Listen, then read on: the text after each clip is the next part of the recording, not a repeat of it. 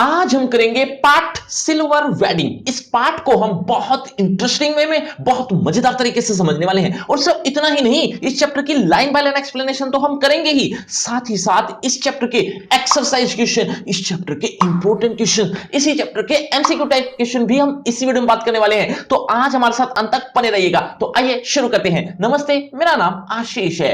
देखो बच्चों, इस पाठ के लेखक हैं मनोहर श्याम जोशी। दरअसल ये पाठ बहुत लेंदी है, बहुत बड़ा है, लेकिन अगर आपने मन बना लिया है कि इस चैप्टर को कैसे भी करके पूरा करेंगे, तो आपको मैं गारंटी देता हूं इस चैप्टर की लाइन बाय लाइन आपको समझ में आने वाली है। ये मेरी गारंटी है। आपको तो सिर्फ सुनना है। तो अब ये मन बना लो कि हमें एंड तक सिर्फ सुनना है, बस बाकी समझाना मेरा काम है। देखो बच्चों, इस पूरे पाठ में लेखक ने क्या बताया है, पहले दो चार लाइन में मुझसे सुन लो, ताकि जब मैं लाइन बाय लाइन एक्सप्लेनेशन करूं तो आपको ये पूरा पाठ बहुत आसानी से समझ में आ जाए। देखो, शॉर्ट में बात कर रहा हूं कि ये पाठ शुरू होता है 5:30 बजे, लगभग किसी एक दिन 5:30 बजे ये शुरू होता है। ये कहानी कह सकते हो, ये कहानी 5:30 बजे शुरू होती है और लगभग 9 साढ़े 9 बजे तक ये कहानी खत्म हो जाती है। यानी ये पूरी कहानी सिर्फ 4 घंटे की है। इन 4 घंटों में क्या क्या होता है, इसकी शुरुआत बताता हूं। यशोधर बाबू इस पाठ के मुख्य नायक हैं। यशोधर बाबू, जिसको शॉर्ट में वाई डी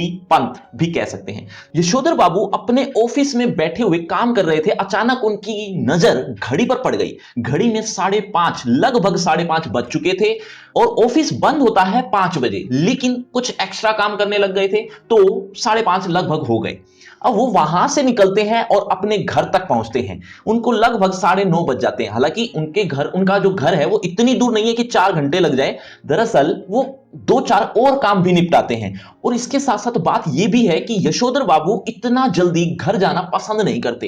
क्यों नहीं करते? दरअसल उनके घर में उनके बच्चे हैं, उनकी पत्नी है, जिनसे उनकी बिल्कुल भी नहीं बनती। उनके बीच हमेशा मतभेद होते ही रहते हैं। इस तरह से मनमुटाव होने के कारण यशोधर बाबू का मन ही नहीं करता कि वो अपने घर जल्दी चले जाएं। बनती क्यों नहीं है? दरअसल बच्चे आधुनिक हैं और जो यशोधर बाबू हैं वो पुराने ख्यालातों के हैं। बस यही एक कारण है, या यूं कह सकते हो आसान भाषा में कि पीढ़ी का अंतराल है, एक जनरेशन गैप हो जाता है, जिसकी वजह से उनकी बनती नहीं है। उनकी पत्नी से उनकी क्यों नहीं बनती? दरअसल पत्नी धीरे धीरे बच्चों का साथ देते देते वो भी आधुनिक हो गई है, मोड़ हो गई है। लेकिन यशोधर बाबू अपने आप को बदल नहीं पाए। वो अपने पुराने ख्यालातों के साथ रहते हैं, इसीलिए उनकी ना तो अपनी पत्नी से ना अपने बच्चों से बनती है। और एक बात और समझने लायक है इस पाठ में कि यशोधर बाबू के एक आदर्श पुरुष हैं, या दूसरे शब्दों में कहूं तो एक रोल मॉडल हैं उनके। यशोधर बाबू के नाम है किशनदा।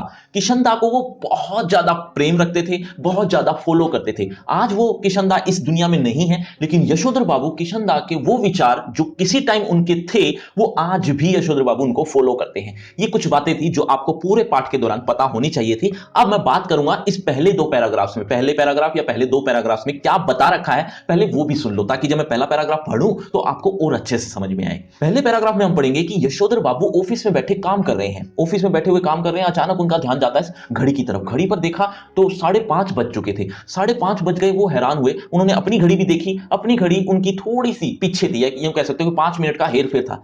तो उन्होंने सोचा कि ये जरूर यही ऑफिस वाली घड़ी ही सुस्त हो गई होगी, अर्थात वो ही थोड़ी लेट है, मैं तो अपना टाइम पर हूं। यानी कि हालांकि उनके हिसाब से, उनकी हाथ की घड़ी के हिसाब से भी वो लेट हो चुके थे ऑफिस से, क्योंकि ऑफिस तो 5 बजे होता है और उनकी घड़ी में भी एक्स्ट्रा ही टाइम दिखा रहा था। तो वो जब देखते हैं कि एक्स्ट्रा टाइम तो हो गया है, लेकिन उनकी घड़ी और ऑफिस की घड़ी मैच नहीं कर रही, तब वो सोचते हैं कि कहीं ना कहीं ये ऑफिस वाली ही सुस्त होगी। क्यों?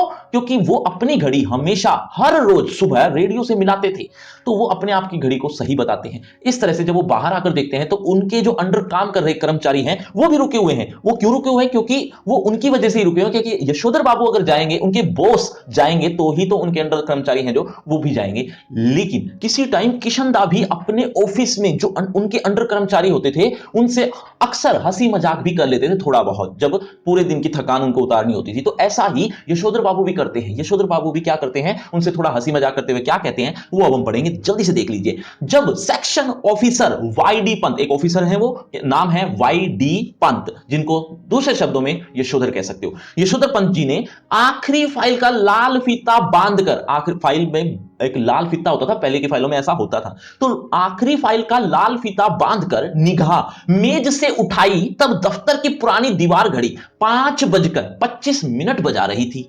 उनकी अपनी कलाई घड़ी में 5:30 बज रहे थे, यानी थोड़ा एक्स्ट्रा टाइम हो गया था। अब आगे क्या हुआ, पंत जी अपनी घड़ी रोजाना सुबह शाम रेडियो समाचारों से मिलाते हैं, इसीलिए उन्होंने दफ्तर की घड़ी को ही सुस्त ठहराया। फाइल आउट ट्रे में डालकर उन्होंने एक निगाह अपने मातहतों पर डाली। मातहत मतलब होते हैं उनके जो अधीन थे, यानी अंडर जो कर्मचारी हैं, डाली, जो उनके ही कारण 5 बजे के बाद भी दफ्तर में बैठने को मजबूर होते हैं। चलते चलते जूनियरों से कोई मनोरंजक बात कर दिन भर के शुष्क यानी थकान से भरे हुए व्यवहार का निराकरण कर देना, यानी उसका इलाज कर देना, उसको हटा देना, निराकरण कर जाने की कृष्णानंद, जो मैं किशनदा बोल रहा हूं, इनका दूसरा नाम था, उनका ओरिजिनल जो नेम था वो था कृष्णानंद। किशनदा पांडे से मिली हुई परंपरा का पालन करते हुए उन्होंने कहा, यानी किशनदा भी ऐसा ही किया करते थे। वो क्या थोड़ा मनोरंजक बात क्या की उन्होंने, यशोधर पंत ने कहा, आप लोगों की देखा देखी सेक्शन की घड़ी भी सुस्त हो गई है। तो थोड़ा मजाक सा किया। ये जो मैं आप बता रहा था ना, फाइल का लाल फीता बांधना, ये देखो ये इस तरह का होता है, फाइल इस तरह से बांधी जाती थी किसी टाइम पर। चलिए आज भी ऐसे ही होते हैं कई जगह पर। चलिए आगे बढ़ते हैं, सीधे असिस्टेंट ग्रेड में आए। अब अगले पैराग्राफ में हम पढ़ेंगे कि उनके ही अंडर एक कर्मचारी था जो थोड़ा बदतमीज था। बदतमीज था तो उसने थोड़ा ज्यादा ही मजाक कर दिया, मतलब एक तरह से हाथ पकड़ लिया, थोड़ी और बदतमीजी सी भी की। वही क्या बदतमीजी थी वो हम पढ़ने जा रहे हैं, लेकिन उस समय यशोधर बाबू को अपने बॉस याद आते हैं कि हम अपने बॉस को कितना अच्छा मानते थे, आदर्श पुरुष समझते थे, और यशोधर बाबू के जो बॉस थे वो थे किशनदा। तो वही बातें वो याद रखते करते हैं कि एक तरफ हम जैसे लोग थे और एक तरफ ये बदतमीज लोग हैं। इस तरह की बातें वो याद करते हुए क्या आगे लिखा हुआ है देखो, सीधे असिस्टेंट ग्रेड में आए नए छोकरे चड्डा ने। दरअसल यशोधर बाबू सरकारी नौकरी में थे, ये बात बताना जरूरी था इसीलिए बताया। सीधे असिस्टेंट ग्रेड में आए नए छोकरे चड्डा ने, जिसकी चौड़ी मोहरी वाली पतलून होती है ना, यानी एक तरह की पैंट, और ऊंची एड़ी वाले जूते पंत जी को समहाउ इम्प्रॉपर मालूम होते हैं। अब ये समहाउ इम्प्रॉपर का मतलब होता है फिर भी कुछ अनुचित है। अक्सर ऐसा बोलते रहते थे यशोधर बाबू, यानी यशोधर बाबू का एक तकिया कलाम था। तकिया कलाम यानी हर बात पर उनको कुछ ना कुछ अनुचित ही लगता था, इसके लिए वो हमेशा कुछ ये वर्ड यूज करते थे कि समहाउ इम्प्रॉपर है, समहाउ है। इसका मतलब यही है कि उनको कुछ अनुचित लग रहा है। वो दरअसल पुराने ख्यालातों के हैं, ये मैं आपको पहले ही बता चुका हूं। तो ऐसा ही कुछ, उनको जो जूते थे, वो जो पतलून थी, वो थोड़ी समहाउ इम्प्रॉपर मालूम हो रही थी। थोड़ी बदतमीजी सी की उस लड़के चड्डा ने। क्या कहा, एज यूजुअल बोला। एज यूजुअल माने हमेशा की तरह बोला, बड़े बाऊ, बड़े भाई, आपकी अपनी चूनेदानी का क्या हाल है। चूनेदानी इसको कहा, यानी घड़ी को ही, वक्त सही देती है। अब उसने भी थोड़ा मजाक सा करते हुए या थोड़ी बदतमीजी से करते हुए कहा, पंत जी ने चड्डा की धृष्टता को, धृष्टता माने बदतमीजी को, अनदेखा किया और कहा, मिनट टू मिनट करेक्ट चलती है। बच्चों अभी अभी थोड़ी देर पहले मैंने लेखक का नाम बताया था, एक बार जल्दी से कमेंट करके बताओ, देखना चाहता हूं कितने बच्चे ध्यान से सुन रहे हैं। चड्डा ने कुछ और धृष्ट होकर, थोड़ा और बदतमीज होकर पंत जी की कलाई ही थाम ली, हाथ ही पकड़ लिया। क्या कहा, इस तरह की धृष्टता का प्रकट विरोध करना यशोधर बाबू ने छोड़ दिया। मन ही मन वह उस जमाने को याद जरूर करते हैं जब दफ्तर में वह किशनदा को भाई नहीं साहब कहते और समझते थे। घड़ी की ओर देखकर वह बोला, बाबा आदम के जमाने की है बड़े बाबू, यह तो अब तो डिजिटल ले लो, एक जापानी सस्ती मिल जाती है। इस तरह से थोड़ा और मजाक बनाया। यह घड़ी मुझे शादी में मिली थी, यशोधर बाबू ने बताया। हम पुरानी चाल के, हमारी घड़ी भी पुरानी चाल की। अरे यही बहुत है कि अब तक राइट टाइम चल रही है, क्यों कैसी रही। इस तरह से और ज्यादा थोड़ा मजाक बनाते हुए, इस तरह का नहले पर दहला अक्सर देखा होगा ना आपने कि कोई एक आदमी अगर मजाक कर देता है तो दूसरा आदमी के आगे हाथ बढ़ा देता है। हाथ बढ़ाने का मतलब यही होता है कि दूसरा ताली मारकर हंसे। इस तरह की जो एक परंपरा आपने कई बार देखी होगी, कई बार सुनी होगी। तो ये जो हाथ पर हाथ मारने की परंपरा थी ना, वो वहां से भी आई, और जहां पर वो यशोधर बाबू पढ़ते थे अपने स्कूल में, वहां से भी उन्होंने ये परंपरा सीखी। तो ऐसा ही कुछ लिखा हुआ देखिए, इस तरह का नहले पर दहला जवाब देते हुए एक हाथ बढ़ा देने की परंपरा थी। कहां, रेमजे स्कूल अल्मोड़ा में, जहां से कभी यशोधर बाबू ने मैट्रिक की परीक्षा पास की थी। इस तरह के आगे बढ़े हुए हाथ पर सुनने वाला बतौर दाद अपना हाथ मारा करता था, और वक्ता श्रोता दोनों, यानी वक्ता माने बोलने वाला और श्रोता माने सुनने वाला, दोनों ठठाकर हाथ मिलाया करते थे। ऐसे ही परंपरा किशनदा के क्वार्टर में भी थी, जहां रोजी रोटी की तलाश में आए यशोधर पंत नामक एक मैट्रिक पास बालक को शरण मिली थी। कब मिली थी ये मैंने आपको कहानी बताई। किशनदा कुंवारे थे, उन्होंने कभी शादी ही नहीं की थी, ये भी बता देता हूं। पूरी उम्र इसी तरह से गुजार दी। किशनदा कुंवारे थे और ऐसे ही यशोधर बाबू जैसे कितने ही लड़के होते थे जो नौकरी की तलाश में आते थे, लेकिन ठीक ठिकाना था नहीं, रहने का कोई स्थान था नहीं, तो वो किशनदा के पास रह जाया करते थे। किशनदा इतने उपकार किया करते थे। तो ऐसा ही कुछ लिखा हुआ है कि और पहाड़ से आए हुए कितने ही लड़के ठीक ठिकाना होने से पहले उनके यहां रह जाते थे। मेस जैसी थी, मेस माने रसोई, मिलकर लाओ पकाओ और खाओ, यानी सबको मिलकर लाते थे, पकाते थे और खा लेते थे। यशोधर बाबू जिस समय दिल्ली आए थे, यानी उनके पास आए थे, उनकी उम्र सरकारी नौकरी के लिए कम थी। कोशिश करने पर भी बॉय सर्विस में भी वे नहीं लगाए जा सके, यानी छोटी से छोटी उम्र वाली जो नौकरी होती है वो भी उनको नहीं मिल पाई। तब किशनदा ने उन्हें मैस का रसोइया बनाकर रख लिया।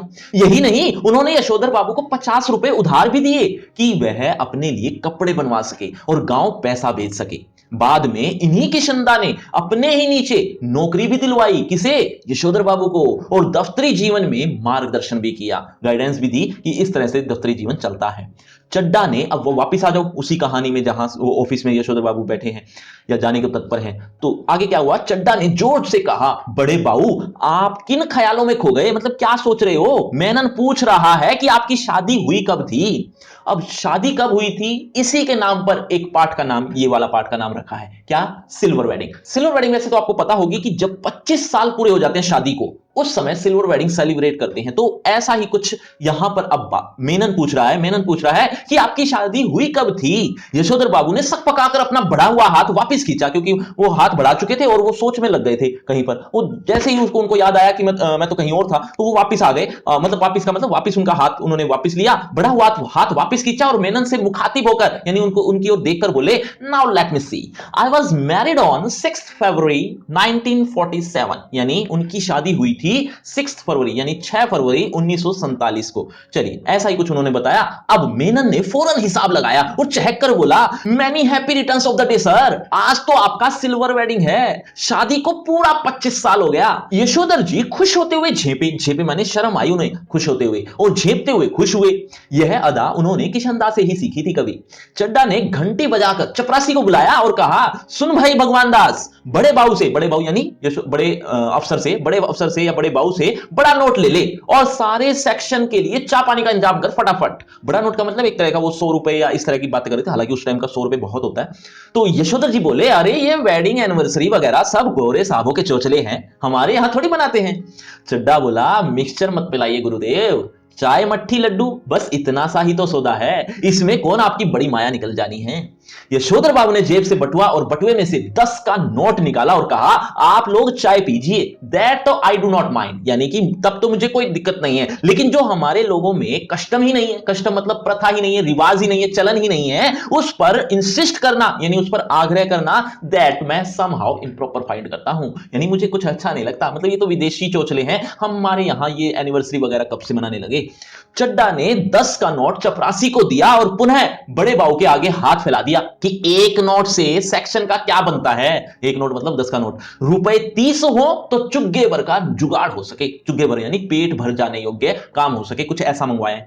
सारा सेक्शन जानता था कि यशोधर बाबू अपने बटुए में 100-150 रुपए हमेशा रखते हैं, भले ही उनका दैनिक खर्च नगण्य है, मतलब दैनिक खर्च कुछ है ही नहीं, न के बराबर नगण्य है, और तो और बस टिकट का खर्च भी नहीं है, बस टिकट पर भी नहीं जाते, यानी बस में भी नहीं जाते, कोई ऐसी कोई मोटरसाइकिल भी नहीं है, कोई स्कूटर भी नहीं है जिसका कोई खर्च हो, ऐसा कुछ नहीं है। गोल मार्केट जहां वो रहते हैं, गोल मार्केट से सेक्रेटरीट तक, यानी सेक्रेटरीट उनका ऑफिस हो गया, गोल मार्केट उनका घर हो गया, गोल मार्केट से सेक्रेटरीट तक पहले साइकिल में आते जाते थे किसी टाइम, लेकिन अब इधर पैदल आने जाने लगे हैं। क्यों? दरअसल बच्चों को लगता है कि तुम इतने बड़े अफसर हो और साइकिल पर जाते हो, साइकिल पर जाना अच्छा नहीं लगता, हमारी ही बेइज्जती होती है एक तरह से। बच्चों ने सलाह दी कि अब तो स्कूटर ले लो, बहुत अच्छी सवारी है, लेकिन यशोधर बाबू को स्कूटर बहुत बेकार लगता है, यह सवारी बहुत बेकार लगती है। तो और दूसरी बात, कार की बात करें तो कार अफोर्ड की नहीं जा सकती, इतना पैसा है नहीं, तो इससे अच्छा उन्होंने क्या किया, साइकिल भी छोड़ दी, स्कूटर वो लेना नहीं चाहते थे, कार अफोर्ड नहीं कर सकते थे, तो उन्होंने पैदल आना जाना शुरू कर दिया, तो वो खर्चा भी उनका नगण्य हो गया, यानी न के बराबर हो गया। तो ऐसा ही कुछ लिखा हुआ है, देखो, गोल मार्केट से सेक्रेटरीट तक पहले साइकिल में आते जाते थे, इधर पैदल आने जाने लगे। क्यों? क्योंकि उनके बच्चे आधुनिक युवा हो चले हैं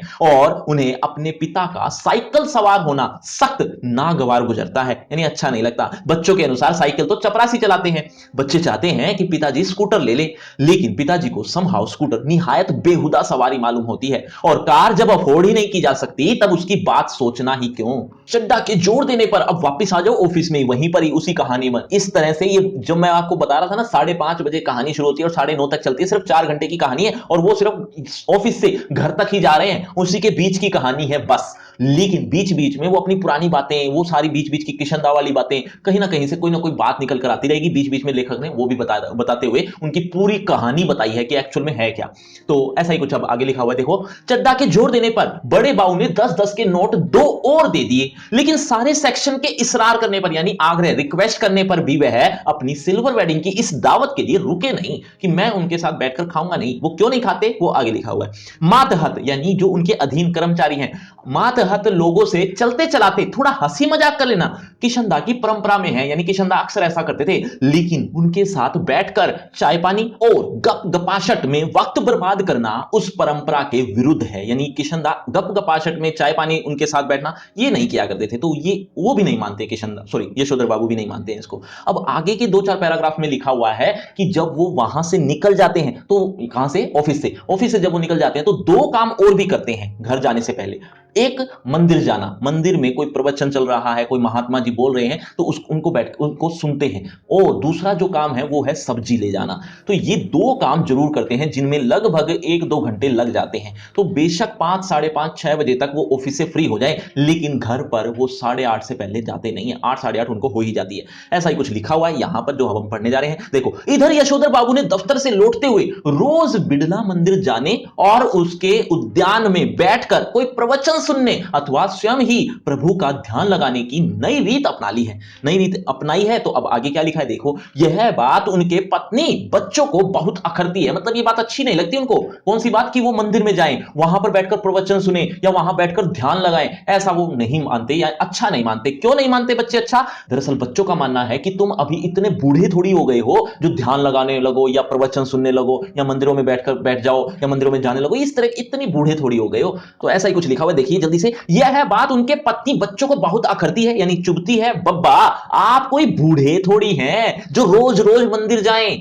इतने ज्यादा व्रत करें, ऐसा कहते हैं वे। यशोधर बाबू इस आलोचना को अनसुना कर देते हैं। सिद्धांत के धनी की, यानी सिद्धांत का धनी, सिद्धांत मतलब परंपरा या नियम को फॉलो करने वाला, ऐसा होता है सिद्धांत का धनी। तो वो कौन थे? वो थे किशनदा। सिद्धांत के धनी की किशनदा के अनुसार यही निशानी है, यानी ऐसा करना चाहिए, इसीलिए वो फॉलो करते हैं। बिड़ला मंदिर से उठकर यशोधर बाबू पहाड़गंज जाते हैं और घर के लिए साग सब्जी भी खरीद लेते हैं। किसी से मिलना मिलाना हो तो वह भी इसी वक्त में कर लेते हैं, इसी समय कर लेते हैं। तो भले ही दफ्तर 5 बजे छूटता हो, वह घर 8 बजे से पहले नहीं पहुंचते। अब अगले पैराग्राफ में क्या बताया है, ध्यान से सुनो। दरअसल होता क्या है, जो भी सरकारी नौकरी में होता है, पहले के टाइम में और आज के टाइम में भी ये है कि जो भी सरकारी नौकरी में होता है उसको क्वार्टर मिलते हैं। क्वार्टर मतलब एक तरह का घर रहने का, उसको एक तरह का फ्लैट मिल जाता है रहने के लिए। तो वो यशोधर बाबू को मिला हुआ है और उनकी यादें वहां पर बसी हुई हैं, क्योंकि उनकी जवानी वहीं पर ही बीती है किशनदा के साथ। और भी बहुत यादें वहां पर उनकी सहेज कर रखी हुई हैं उन्होंने। हो क्या रहा है, दरअसल अब सरकार उन आहतों को, उन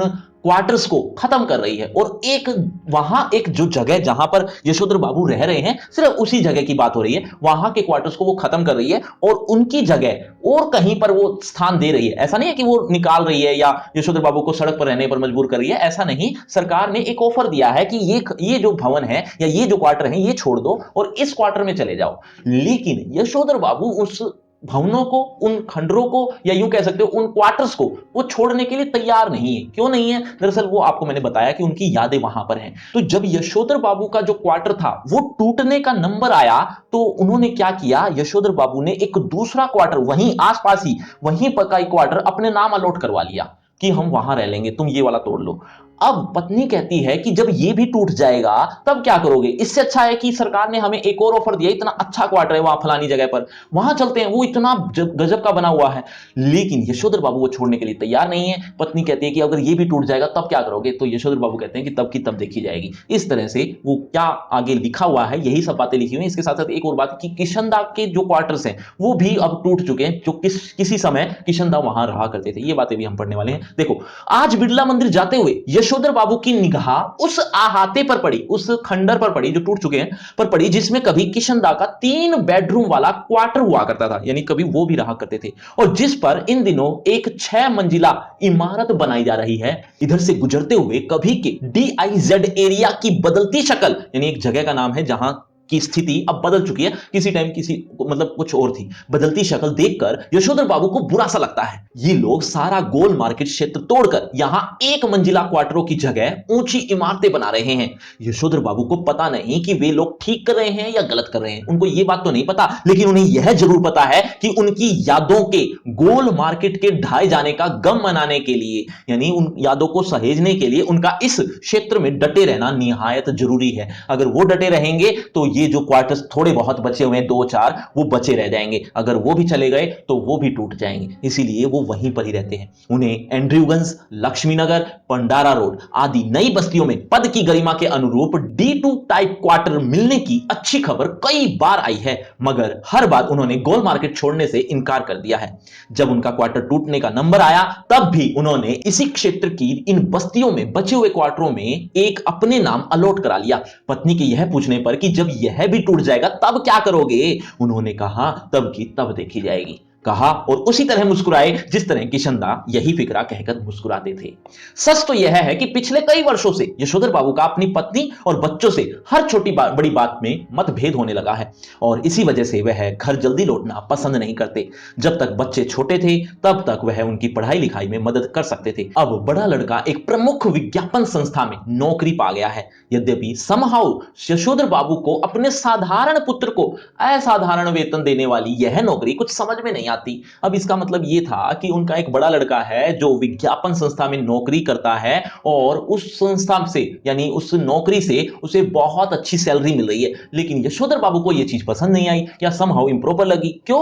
दरअसल ये ऐसी भी क्या कंपनी हुई जो इतनी ज्यादा सैलरी दे रही है, इसमें कोई ना कोई तो गड़बड़ होगी, ये कंपनी कुछ ना कुछ गड़बड़ करती होगी, ऐसा ही कुछ सोचते हैं यशोधर बाबू। और भी बातें हैं, लेकिन उससे पहले बताओ बच्चों, ऑफिस से कितने बजे निकले थे यशोधर बाबू? एक बार जल्दी से कमेंट करके बताओ, देखना चाहता हूं कितने बच्चे बहुत ध्यान से सुन रहे हैं। देखो, यशोधर बाबू के 4 बच्चे हैं। चारों बच्चों में जो बड़ा बेटा है वो विज्ञापन कंपनी में काम करता है और उसे जो सैलरी मिलती है वो 1500 है। 1500 जो कि बहुत ज्यादा है उस टाइम के मुकाबले में। यशोधर बाबू रिटायरमेंट के टाइम पर बैठे थे, यानी अच्छी खासी उनकी नौकरी हो चुकी थी, तब जाकर उनको 1500 मिल रहे थे। और उस टाइम यानी शुरुआत में ही जो कंपनी 1500 दे रही है वो कुछ ना कुछ तो गड़बड़ कर ही रही होगी या कुछ ना कुछ गलत काम करवा रही होगी। इसीलिए यशोधर बाबू को वो जो कंपनी है, वो जो नौकरी है, वो समहाउ इंप्रॉपर लगती है। उनका जो दूसरे नंबर का जो बेटा है वो तैयारी कर रहा है IAS की, वो भी दूसरी बार। पहली बार में उसका नंबर आ गया था, उसको नौकरी भी मिल जाती, लेकिन उनका जो रैंक था वो बहुत नीचा था, इसीलिए जो नौकरी मिलती वो छोटी मिलती। लेकिन यशोधर बाबू को यह भी गलत लगता है क्या कि उसको जब नौकरी मिल गई तो वो करता क्यों नहीं? चाहे छोटी नौकरी ही सही, कम से कम नौकरी तो मिली, दूसरी बार तैयारी करने की क्या जरूरत है, ऐसा वो कहते हैं यशोधर बाबू। तीसरे नंबर का जो बेटा है वो स्कॉलरशिप लेकर अमेरिका जा चुका है, यानी वो वहां पर पढ़ाई करता है। और जो चौथे नंबर पर है वो है बेटी। बेटी है जो कि डॉक्टरी की तैयारी कर रही है और उसकी शादी की उम्र हो चुकी है, लेकिन वो तमाम जो वर हैं, यानी उसको जो देखने आते हैं लड़के, वो उनको नापसंद कर देती है और बार बार धमकी देती है, यहां तक कि धमकी भी दे रही है कि मैं भी अमेरिका चली जाऊंगी अपनी डॉक्टरी की पढ़ाई के लिए। ऐसा वो कुछ उनकी बनती नहीं है आपस में, ऐसा भी इसलिए भी। देखो क्या कहते हैं, देखिए, वह कहते हैं कि 1500 रुपया तो हमें अब रिटायरमेंट के पास पहुंचकर मिला है, शुरू में ही 1500 रुपया देने वाली इस नौकरी में जरूर कुछ पेच होगा। यशोधर जी का दूसरा बेटा दूसरी बार IAS की देने की तैयारी कर रहा है और यशोधर बाबू के लिए यह समझ सकना असंभव है कि जब यह पिछले साल अलाइड सर्विसेज की सूची में माना काफी नीचे आ गया था, तब इसने ज्वाइन करने से इनकार क्यों कर दिया। उनका तीसरा बेटा स्कॉलरशिप लेकर अमेरिका चला गया है और उनकी एकमात्र बेटी न केवल तमाम अप्रस्तावित वर अस्वीकार करती चली जा रही है, बल्कि डॉक्टरी की उच्चतम शिक्षा पाने के लिए स्वयं भी अमेरिका चले जाने की धमकी दे रही है। यशोधर बाबू जहां बच्चों की इस तरक्की से खुश होते हैं, मतलब तरक्की तो हो रही है, देखो अब उनके जो बच्चे हैं बहुत अच्छी तरक्की पे है, बहुत अच्छी पढ़ाई कर रहे हैं, कुछ नौकरी मिल गई है, बहुत अच्छे अच्छे स्थानों पर आ गए हैं, तो उनकी इस तरक्की से खुश तो होते हैं, वहां समहाउ यह भी अनुभव करते हैं कि वह खुशहाली भी कैसी, ऐसी खुशहाली भी क्या जो अपनों में परायापन पैदा कर दे। अपने बच्चों द्वारा गरीब रिश्तेदारों की उपेक्षा उन्हें समहाउ जचती नहीं। एनीवे, जनरेशनों में गैप तो होता ही है, सुना, ऐसा कहकर स्वयं को दिलासा देता है पिता। पिता कौन? यशोधर बाबू। अब अगले पैराग्राफ में क्या बताया है वो यहां से समझो कि यशोधर बाबू यानी कि YD पंत कि एक ताऊ जी थे, जब उनकी शादी हुई, किनकी, वाईडी पंत की, उनकी पत्नी आई है ना, तो उनकी जब शादी हुई तो उनके गांव से ही ताऊ जी भी आए थे अपने दोनों बेटों के साथ, वहीं पर ही रहने लगे ताकि यशोधर बाबू उनके साथ रह सके। तो उनके यशोधर बाबू के पिता नहीं थे, उनकी डेथ हो चुकी थी, तो ताऊ जी ही उनके साथ रहा करते थे। तो ताऊ जी के बेटे भी थे जो बड़े बड़े हो चुके थे, यानी वाईडी यानी यशोधर बाबू से तो बड़े ही थे, उनकी भी शादी हो गई थी, दोनों की पत्नियां भी थी। तो अब ये तो हो गए कजन आपस में सभी, है ना, यानी तीनों ही भाई हो गए, ये उनकी पत्नियां हो गई, तो एक दूसरे की देवरानी या जेठानी कह लो। तो ये सबसे छोटी थी पत्नी, तो इनकी ये जेठानियां थी, ये दो। अब ये उम्र में बड़ी थी, तो ताऊ जी के जो रूल होते थे, मतलब वो सब पर ही लागू होते थे। और वो रूल कैसे थे, वो पुराने ख्यालातों के थे, और वो पुराने जो ख्यालातों की उनको भी रहना पड़ता था, उनकी पत्नियों को, यानी बेटों की पत्नियों को, साथ ही साथ जो अभी अभी विवाहित हुई हैं, कौन, यशोधर बाबू की पत्नी, जो अभी युवा है, उनके ऊपर भी वो ही पुराने रीति रिवाज अपनाए गए, यानी कि उनको भी फॉलो करवाया गया। तो अब पत्नी अपने बच्चों से वो दुखड़ा रोती हैं, क्या कहती हैं कि हमारा भी कभी जमाना था, तब हमारे पति ने कभी भी हमारी साइड लेकर नहीं बोला, ऐसा बच्चों से वो कहती हैं, और बच्चे उनके प्रति यानी अपनी मां के प्रति सहानुभूति प्रकट करते हैं। तो ऐसा ही कुछ हम यहां पर पढ़ने वाले हैं। देखो, यद्यपि यशोधर बाबू की पत्नी अपने मूल संस्कारों से किसी भी तरह आधुनिक नहीं है, मतलब उनकी जो पत्नी है यशोधर बाबू की, उनकी जो मूल संस्कार हैं वो आधुनिक नहीं है, लेकिन फिर भी बच्चों की तरफदारी करने की मातृसुलभ मजबूरी ने, मतलब मां अपने बच्चों का साथ देती रहती है अक्सर, तो उन्हें भी वो मॉड बना डाला है। कुछ यह भी है कि जिस समय उनकी शादी हुई थी, यशोधर बाबू के साथ गांव से आए ताऊ जी और उनके दो विवाहित बेटे भी रहा करते थे।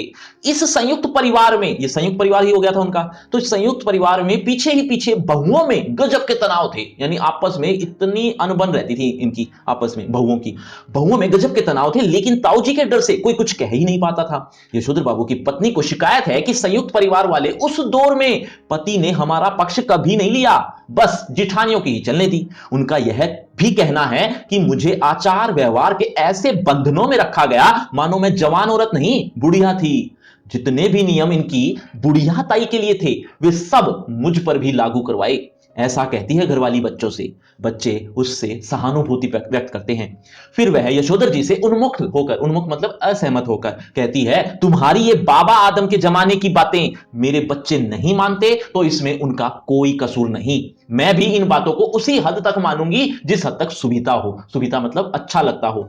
अब मेरे कहने से वह सब ढोंग ढकोसला हो नहीं सकता। साफ बात, धर्म कर्म कुल परंपरा सबको ढोंग ढकोसला कहकर घरवाली आधुनिकताओं सा आचरण करती है, मतलब बिल्कुल मॉडर्न हो गई है, मॉडर्न सा आचरण करती है। तो यशोधर बाबू क्या करते हैं, उसको चिढ़ाते हैं, क्या कहकर, शाइनल बुढ़िया, चिटाई का लहंगा, बूढ़ी मुमुआ से लोग करे तमाशे, कहकर उसके विद्रोह का मजाक में उड़ा देना चाहते हैं, अनदेखा कर देना चाहते हैं। लेकिन यह स्वीकार करने को भी बाध्य होते हैं, क्या, कि तमाशा स्वयं उनका ही बन रहा है। क्यों? क्योंकि वो उनकी ही तो पत्नी है, उनका ही तो परिवार है, तो जब वो उनका ही मजाक बनाएंगे तो वो उनका ही मजाक है, यानी खुद का ही भी मजाक है। अब अगले दो पैराग्राफ में हम पढ़ेंगे कि यशोधर बाबू सोचते हैं कि क्या ये अच्छा नहीं होता कि मैंने गृहस्थी का बवाल ही नहीं पाला होता, मतलब शादी ही नहीं की होती, तो ये जो अनबन होती है, ये सब चीजों से मैं मुक्त हो रहता।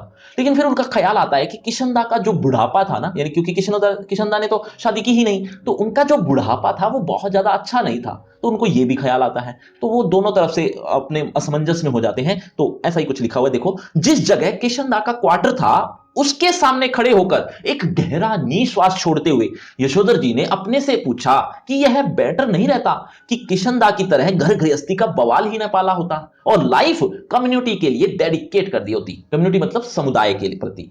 फिर उनका ध्यान इस ओर गया कि बालजती का मतलब जो बचपन से सन्यासी हो, यानी जिसने कभी शादी ना की हो, किशनदा का बुढ़ापा सुखी नहीं रहा। उसके तमाम साथियों ने हौज खास, ग्रीन पार्क, कैलाश, कहीं ना कहीं जमीन ली, मकान बनवाया, लेकिन उसने कभी इस ओर ध्यान ही नहीं दिया, मतलब कभी भी मकान नहीं बनवाया। रिटायर होने के 6 महीने बाद जब उसे क्वार्टर खाली करना पड़ा, क्योंकि सरकारी क्वार्टर था, रिटायर हो गए तो नौकरी चली गई, नौकरी गई तो अब क्वार्टर तो खाली करना पड़ेगा, तो क्वार्टर खाली करना पड़ा, तब हद हो गई। क्या हद हुई? दरअसल उन्होंने न जाने कितने लोगों को ठीक ठिकाना दिया था, अभी हमने पढ़ा था थोड़ी देर पहले, है ना, ठीक ठिकाना देने का मतलब उनको रहने का स्थान दिया था, लेकिन जब वो खुद बेघर हुए तो उनको रहने का स्थान किसी ने भी नहीं दिया। यहां तक कि कि यशोधर बाबू खुद ने नहीं दिया। यशोधर बाबू ने इसलिए नहीं दिया, दरअसल उनकी शादी हो चुकी थी, 2 कमरे थे, उन 2 कमरों में 3 परिवार रहते थे, वो कहां से देते? इस तरह से उनकी भी मजबूरी मान लो, तो वो भी नहीं दे पाए। उन्होंने वो क्या किया, उन्होंने यानी किशनदा ने क्या किया, किशनदा अपने गांव चले गए और वहां पर उनकी मौत हो गई। और उसी की मौत के बारे में, यानी किशनदा की मौत के बारे में जब यशोधर बाबू ने किसी से पूछा कि उनकी मौत कैसे हो गई, तो किसी को भी नहीं पता था। सब ने यही कहा, या किसी एक दो ने कहा कि पता नहीं क्या हुआ, जो हुआ होगा, जो हुआ होगा, मतलब पता नहीं क्या हुआ। तो ऐसा ही कुछ हम पढ़ने जा रहे हैं। देखो क्या लिखा है कि रिटायर होने के 6 महीने बाद जब उसे क्वार्टर खाली करना पड़ा, तब हद हो गई। उसके द्वारा उपकृत, उपकृत यानी उपकार किए हुए इतने सारे लोगों में से एक ने भी उसे अपने यहां रखने की पेशकश नहीं की। स्वयं यशोधर बाबू उनके सामने ऐसा कोई प्रस्ताव नहीं रख पाए, क्योंकि उस समय तक उनकी शादी हो चुकी थी और उनके 2 कमरों के क्वार्टर में 3 परिवार रहा करते थे। किशनदा कुछ साल राजेंद्र नगर में किराए का क्वार्टर लेकर रहा और फिर अपने गांव लौट गया, जहां साल भर बाद उसकी मृत्यु हो गई। ज्यादा पेंशन खा ना सका बेचारा। विचित्र बात यह है कि उसे कोई भी बीमारी नहीं हुई, बस रिटायर होने के बाद मुरझाता सूखता ही चला गया। जब उसके एक बिरादर से मृत्यु का कारण पूछा, तब उसने यशोधर बाबू को यही जवाब दिया, जो हुआ होगा, यानी पता नहीं क्या हुआ। जिन लोगों के बाल बच्चे नहीं होते, घर परिवार नहीं होता, उनकी रिटायर होने के बाद जो हुआ होगा से ही मौत हो जाती है, यानी पता ही नहीं चलता कौन कहां गया, क्योंकि रिश्तेदार कितना ध्यान रखेंगे, बच्चे हैं नहीं, पत्नी है नहीं, यह जानते हैं यशोधर जी। बच्चों का होना भी जरूरी है। यह सही है कि यशोधर जी के बच्चे मनमानी कर रहे हैं और ऐसा संकेत भी दे रहे हैं कि उनके कारण यशोधर जी को बुढ़ापे में कोई खास या विशेष सुख प्राप्त नहीं होगा। लेकिन यशोधर जी अपने मर्यादा पुरुष किशनदास से सुनी हुई यह बात नहीं भूले हैं कि गधा पच्चीसी में कोई क्या करता है। मतलब जब युवावस्था आती है तो अक्सर बच्चे ऐसे ही होते हैं, थोड़े शरारती होते हैं। जब युवावस्था चली जाती है, थोड़े मैच्योर हो जाते हैं, थोड़े संभल जाते हैं। ऐसा किशनदा उनको समझाया करते थे और उदाहरण भी देते थे खुद का। क्या कि किशनदा खुद अपने बारे में बताते थे कि मैं देख लो अब कितना मैच्योर लगता हूं तुम्हें, लेकिन किसी समय मैंने भी बहुत शरारतें की हैं। किस तरह की शरारतें? जैसे मुर्गी की गर्दन मोड़कर उसे मार देना, ककड़ी चुराना, सिनेमा शो देखना, वो भी भागकर। इस तरह की बहुत सी शरारतें उन्होंने खुद ने की हैं। तो ऐसा ही वो उदाहरण देकर समझाते हैं। क्या कहते हैं? कहते हैं कि गधा पच्चीसी में कोई क्या नहीं करता, इसकी चिंता नहीं करनी चाहिए, क्योंकि बाद में हर आदमी समझदार हो जाता है। यद्यपि युवा यशोधर को विश्वास नहीं होता, वो विश्वास करते नहीं कि ऐसा नहीं होता कि हर कोई समझदार हो जाए। फिर क्या करते हैं? तथापि किशनदा बताते हैं कि किस तरह मैंने जवानी में 2500 किस्म की खुराफात की हैं। खुराफात माने शरारत, हंगामे किए हैं। ककड़ी चुराना, गर्दन मोड़ के मुर्गी मार देना, पीछे की खिड़की से कूदकर सेकंड शो सिनेमा दिखाना। कौन कर्म ऐसा है जो तुम्हारे इस किशनदा ने नहीं कर रखा? जिम्मेदारी सर पर पड़ेगी तब सब अपने आप ही ठीक हो जाएंगे।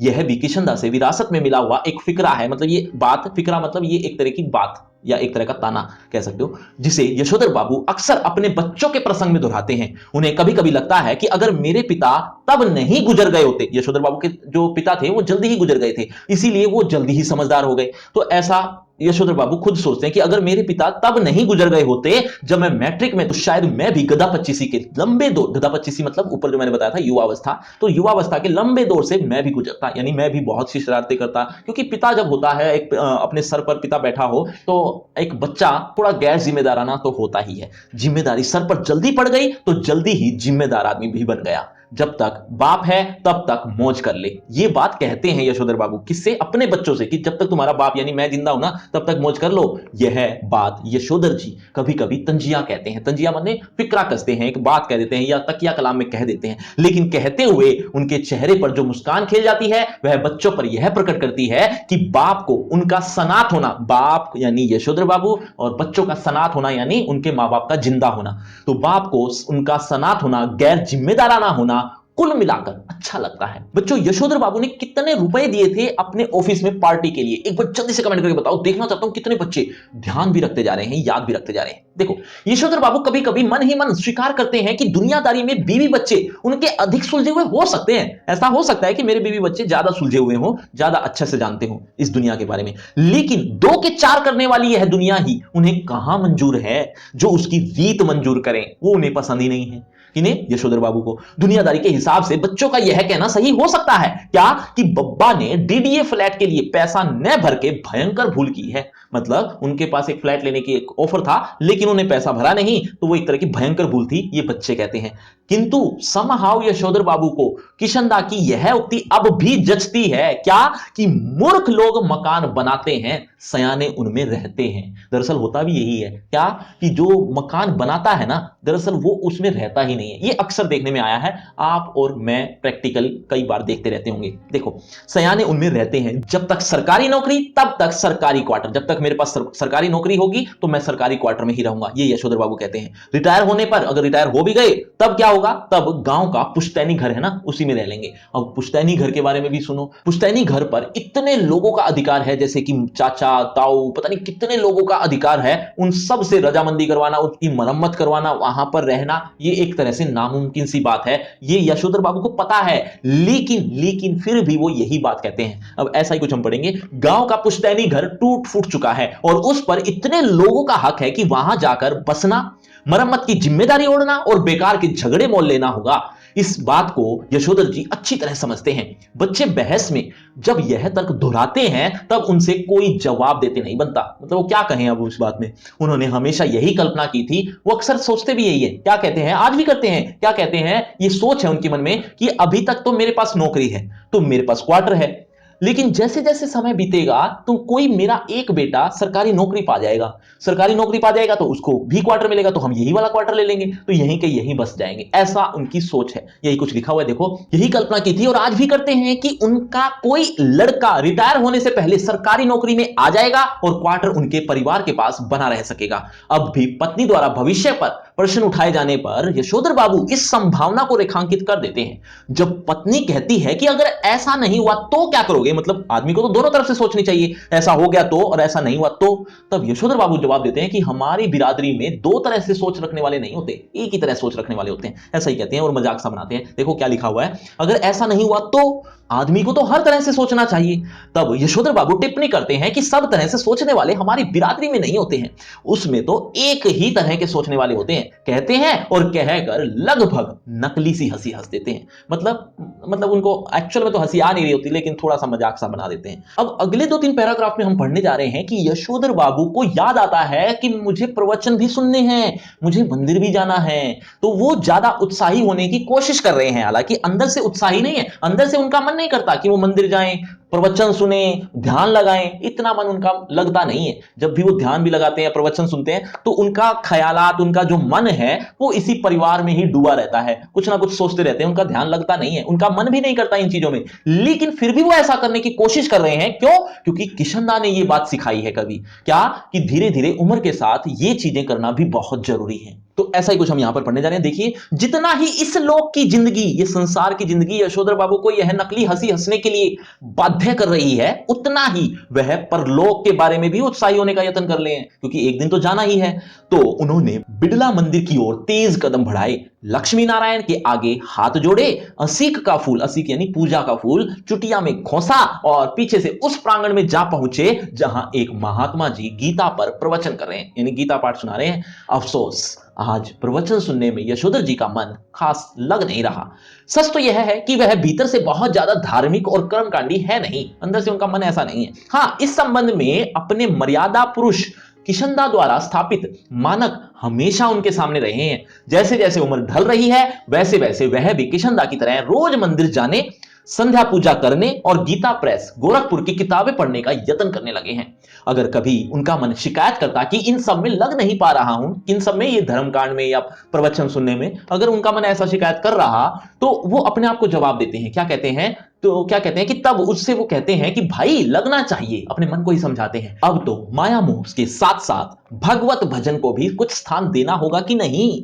नई पीढ़ी को देकर राजपाट, यानी नई पीढ़ी को राजपाट दे दो और तुम लग जाओ बाट वन प्रदेश की। वन प्रदेश मतलब इस जंगल की, या यूं कह लो कि सन्यास की। रास्ता देखो अब किस तरह का रास्ता, सन्यास का। जो करते हैं, जैसा करते हैं करें, हमें तो इस वर्ल्ड की नहीं, उसकी इस लाइफ की नहीं, उसकी चिंता करनी चाहिए। उसकी किसकी? भगवान की। वैसे अगर बच्चे सलाह मांगे, अनुभव का आदर करें तो अच्छा लगता है, अब नहीं मांगते तो ना मांगे।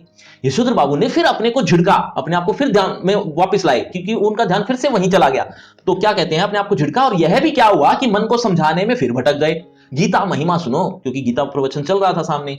सुनने लगे मगर व्याख्या में जनार्दन शब्द आ गया। जनार्दन शब्द सुनाई जब पड़ा तो उनको याद आया, फिर से ध्यान भटक गया। जनार्दन दरअसल उनके जीजा का नाम था, जो कि बीमार हैं काफी दिनों से। उनका एक खत भी आया था और यशोधर बाबू वहां जाना भी चाहते हैं, लेकिन वो जब भी परिवार में ये बात छेड़ते हैं तो वो बच्चे थोड़ा क्रुद्ध हो जाते हैं, थोड़े गुस्से हो जाते हैं कि ये भी क्या हुआ। जब वो कुछ करते नहीं है, वो कभी हमारा हालचाल नहीं जानते, तो हम उनका हालचाल जानने का क्यों जाएं।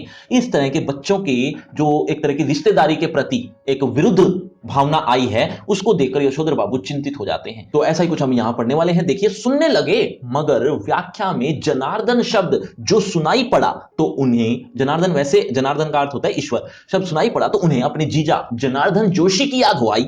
परसों ही कार्ड आया कि उनकी तबीयत खराब है। यशोधर बाबू सोचने लगे कि जीजा जी का हाल पूछने अहमदाबाद जाना ही होगा। ऐसा सोचते ही उन्हें यह भी ख्याल आया कि यह प्रस्ताव उनकी पत्नी और बच्चों को पसंद नहीं आएगा। सारा संयुक्त परिवार बिखर गया है। पत्नी और बच्चों की धारणा है कि इस बिखरे परिवार के प्रति, क्योंकि सारा परिवार बिखर गया, तो उसके प्रति यशोधर बाबू का एक तरफा लगाव, क्योंकि वही सोचते हैं इतना ज्यादा, एक तरफा लगाव आर्थिक दृष्टि से सर्वथा मूर्खतापूर्ण है। आर्थिक दृष्टि कौन सी? पैसों की। मतलब अगर अहमदाबाद जाएंगे आएंगे, वहां का आना जाने का खर्चा, रहने का खर्चा, कई चीजें हो जाती हैं, तो आर्थिक दृष्टि से भी सर्वथा मूर्खतापूर्ण है। यशोधर जी खुशी गम के हर मौके पर रिश्तेदारों के यहां जाना जरूरी समझते हैं। वह चाहते हैं कि बच्चे भी पारिवारिकता, क्योंकि परिवार भी तो देखना होता है, निभाना भी तो होता है, तो बच्चे भी पारिवारिकता के प्रति उत्साही हों। बच्चे क्रुद्ध ही होते हैं, क्रुद्ध मतलब गुस्से वाले ही होते हैं। अभी उस दिन हद हो गई, एक दिन तो हद ही हो गई। क्या हुआ? कमाऊ बेटे ने यह कह दिया। कौन सा कमाऊ बेटा? कौन से नंबर का था? एक बार जल्दी से कमेंट करके बताओ। कमाऊ बेटे ने यह कह दिया कि आपको बुआ को भेजने के लिए पैसे मैं तो नहीं दूंगा।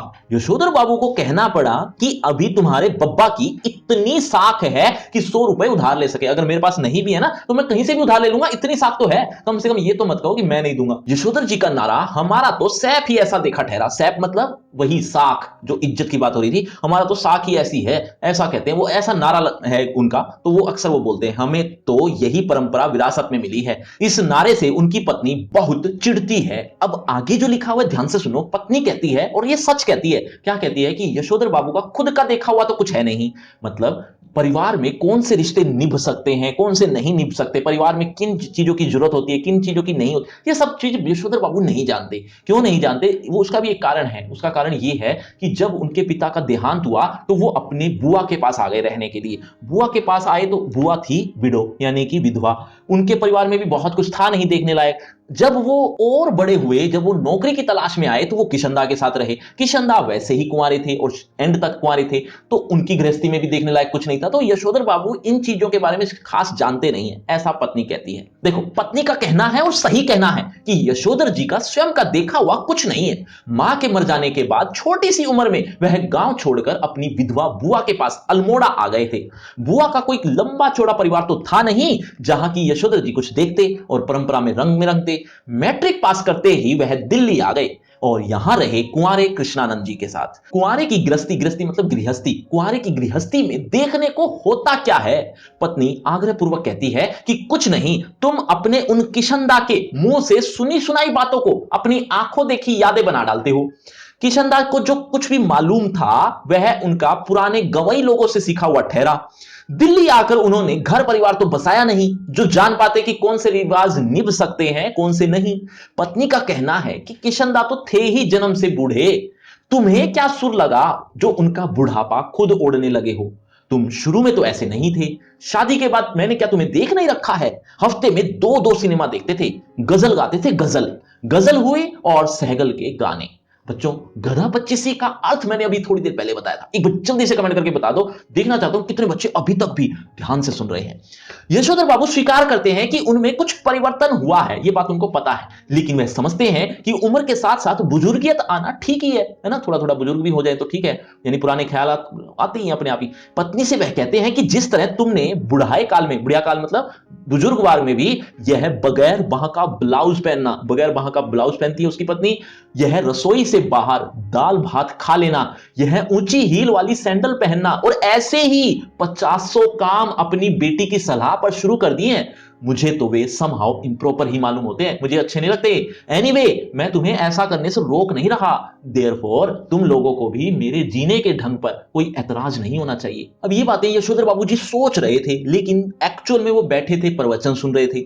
तो अब फिर उनका ध्यान जाता है कि अरे मैं तो प्रवचन सुन रहा था, तो वो उनको वो चीजें अच्छी नहीं लग रही कि मेरा ध्यान बार बार भटक जाता है। तो अब वो वापस आ जाओ उसी कहानी पर। यशोधर बाबू को धार्मिक प्रवचन सुनते हुए भी अपना पारिवारिक चिंतन में ध्यान डूबा रहना अच्छा नहीं लगा। सुबह शाम संध्या करने के बाद जब वह थोड़ा ध्यान लगाने की कोशिश करते हैं, सुबह शाम भी जब वो ध्यान लगाते हैं, तब भी मन किसी परम सत्ता में नहीं, यानी उस भगवान की याद नहीं करता, इसी परिवार में लीन होता है। तब भी मन इस परिवार के बारे में सोचता रहता है। यशोधर जी चाहते हैं कि ध्यान लगाने की सही विधि सीखें, और साथ ही वह अपने से भी कहते हैं कि परहैप्स, यानी शायद ऐसी चीज के लिए रिटायर होने के बाद का समय ही प्रॉपर ठहरा, शायद मैं रिटायर होने के बाद ही सही से सीख पाऊं। वानप्रस्थ यानी सन्यासी के लिए प्रेस्क्राइब्ड यानी निर्धारित होती हैं ये चीजें। कौन सी? ये सन्यास लगाना, उसकी याद रखना, उसको याद करते रहना, या सही तरीका जानना कि ध्यान लगाया कैसे जाता है, इस तरह की बातें। वानप्रस्थ के लिए यशोधर बाबू का अपने पुश्तैनी गांव जाने का इरादा है, मतलब अब वो वहां जाना चाहते हैं रिटायर होने पर। कहां? अपने पुश्तैनी घर पे। For from the medic crowd, यानी कि भीड़ भाड़ से बहुत दूर, समझे? इस तरह की तमाम बातें यशोधर बाबू पैदाइशी बुजुर्ग वर्ग, जो पैदाइशी बुजुर्ग थे, कौन? किशनदा के शब्दों में और उनके ही लहजे में कहा करते थे। इस तरह की जो बातें वो अक्सर किशनदा के मुंह से सुनते थे, तो आज वो खुद भी अपना रहे हैं और कह रहे हैं, और कहकर उनकी तरह ही वह झेपी सी यानी शर्म से युक्त हंसी, लगभग नकली सी हंसी हंस देते हैं। जब तक किशनदा दिल्ली में रहे, यशोधर बाबू नित्य नियम से हर दूसरी शाम उनके दरबार में हाजिरी लगाने पहुंचते रहे, यानी जब तक वो दिल्ली में थे तब तक यशोधर बाबू उनसे मिलते रहते थे। और स्वयं किशनदा भी हर सुबह शहर से लौटते हुए अपने इस मानस पुत्र, कौन? यशोधर बाबू के क्वार्टर में झांकना, और हेल्दी वेल्दी एंड वाइज बन रहा है ना भाऊ यानी बच्चा, ऐसा कहना कभी नहीं भूलते। मतलब किशनदा अक्सर ऐसा वो पूछते रहते थे, यानी उनका बहुत ध्यान रखते थे यशोधर बाबू का। जब यशोधर बाबू दिल्ली आए थे तब उनकी सुबह थोड़ी देर से उठने की आदत थी। किशनदा ने उन्हें रोज सुबह झकझोर कर उठाना और साथ सैर में ले जाना शुरू कर दिया, और यह मंत्र दिया, early to bed and early to rise makes a man healthy and wise. जब यशोधर बाबू अलग क्वार्टर में रहने लगे और अपनी गृहस्थी में डूब गए, तब भी किशनदा ने यह देखते रहना जरूरी समझा, क्योंकि अब उनकी शादी हो गई है, अब उनको वो जाकर उठा तो सकते नहीं है, उनका परिवार है अलग, तो लेकिन फिर भी बीच बीच में वो से जरूर मिलते थे, और जरूर ऐसा करते थे क्या कि भाऊ यानी बच्चा सवेरे जल्दी उठता है कि नहीं, ऐसा वो पूछते रहते थे। यशोधर बाबू को यह अच्छा लगता था कि कोई उन्हें भाऊ कहता है। हर सवेरे वह किशनदा से अनुरोध करते कि चाय पीकर जाएं, मतलब किशनदा जब उनके वहां आते थे तो वो हर सुबह पूछते थे कि चाय पीकर जाना, लेकिन हर रोज तो नहीं, लेकिन कभी कभी किशनदा इसका पालन कर दिया करते थे, अर्थात वो चाय पी लेते थे। किशनदा कभी कभी इस अनुरोध की रक्षा कर देते। यशोधर बाबू ने किशनदा को घर और दफ्तर में विभिन्न रूपों में देखा है, मतलब आप भी ऐसा ही करते होंगे कि एक आदमी को न जाने कितने रूपों में देखते होंगे अपने आसपास के, या लेकिन उनकी छवि आपके दिमाग में एक ही रूप की होती है। हर बार ऐसा होता है, आपका कोई भी फेवरेट इंसान लगा लो, आप उस फेवरेट इंसान को न जाने कितने रूपों में देखते होंगे, लेकिन आपके मन में एक छवि बन जाती है उस आदमी के प्रति, और वो छवि एक ही इमेज के प्रति होती है, मतलब उन्होंने कैसे कपड़े पहन रखे हैं वही छवि आपके दिमाग में रहती है हर बार, चाहे वो रोज कपड़े बदलते हो। ऐसा ही यशोधर बाबू के मन में किशनदा के प्रति थी, चाहे वो कितनी बार भी कपड़े बदलते हो, लेकिन उनके मन में उनकी जो वेशभूषा थी, वो उनके मन में क्या थी, वो आगे लिखा हुआ है। देखो, किशनदा को घर और दफ्तर में विभिन्न रूपों में देखा है, लेकिन किशनदा की जो छवि उनके मन में बसी हुई है, वह सुबह की सैर को निकले किशनदा की ही है। कुर्ते पजामे के ऊपर ऊनी गाउन पहने, ऊनी गाउन समझते हो, जो ऊपर से एक तरह का ओवरकोट पहनते हैं, जैसा आप चित्र में भी देख रहे हैं, वो गाउन है। तो उन्हीं गाउन पहने, सिर पर गोल विलायती टोपी और पांवों में देसी खड़ाऊ धारण किए हुए, और हाथ में कुत्तों को भगाने के लिए एक छड़ी लिए हुए हैं। मतलब ये एक वेशभूषा थी किशनदा की, जो यशोधर बाबू के मन में बसी हुई थी। जब तक किशनदा दिल्ली में रहे, तब तक यशोधर बाबू ने उनके पट शिष्य यानी कट्टर शिष्य या प्रिय शिष्य, फेवरेट स्टूडेंट कह सकते हो, और उत्साही कार्यकर्ता की भूमिका पूरी निष्ठा से निभाई या ईमानदारी से निभाई।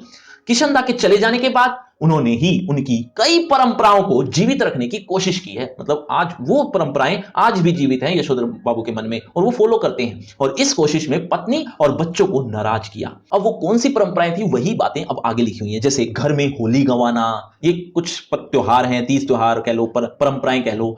जनेऊ पुण्य करना, जनेऊ पुण्य क्या होता है? जनेऊ परिवर्तित करने का एक नियम होता है। ब्राह्मण लोग अक्सर जनेऊ पहनते हैं, आपने देखा होगा, या गले में जैसा आप देख भी रहे हैं, तो ऐसा जनेऊ वो पहनते थे, है ना। तो वो बदलने की भी एक रीत होती है, एक टाइम होता है, तो उसको जनेऊ पुण्यो कहते हैं। जनेऊ पुण्यो के दिन सब कुमाऊनियों को, कुमाऊनी एक जाति होती है, कुमाऊं क्षेत्र के रहने वाले लोगों को कुमाऊनी कहते हैं, तो कुमाऊनियों को जनेऊ बदलने के लिए अपने घर आमंत्रित करना, यह भी एक रीति रिवाज थी। रामलीला की तालीम के लिए, यानी रामलीला की रिहर्सल के लिए क्वार्टर का एक कमरा दे देना, ये और ऐसे ही कई और काम यशोधर बाबू ने किशनदास से विरासत में लिए थे।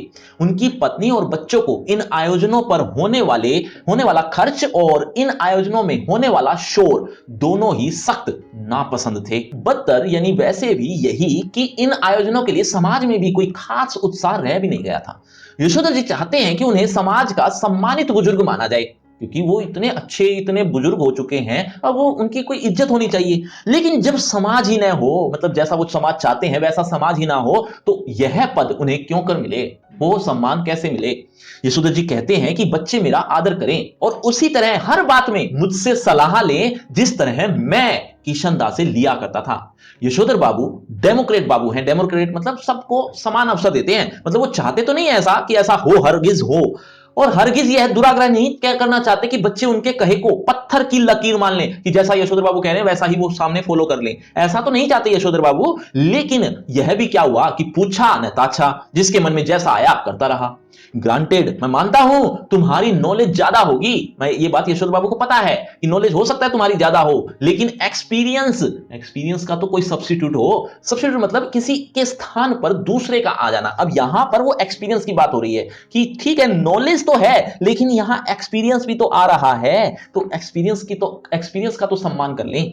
तो ऐसा ही कुछ, मानो ना मानो झूठे मुंह से ही सही, एक बार तो पूछ लिया करो, ऐसा कहते हैं यशोधर बाबू। और बच्चे यही उत्तर देते हैं, बब्बा आप तो हद करते हैं, जो बात आप जानते ही नहीं आपसे क्यों पूछें। अब आगे के 2 पैराग्राफ में हम पढ़ेंगे कि यशोधर बाबू अब वहां से यानी मंदिर से अब सब्जी लेने चले जाते हैं, सब्जी मंडी।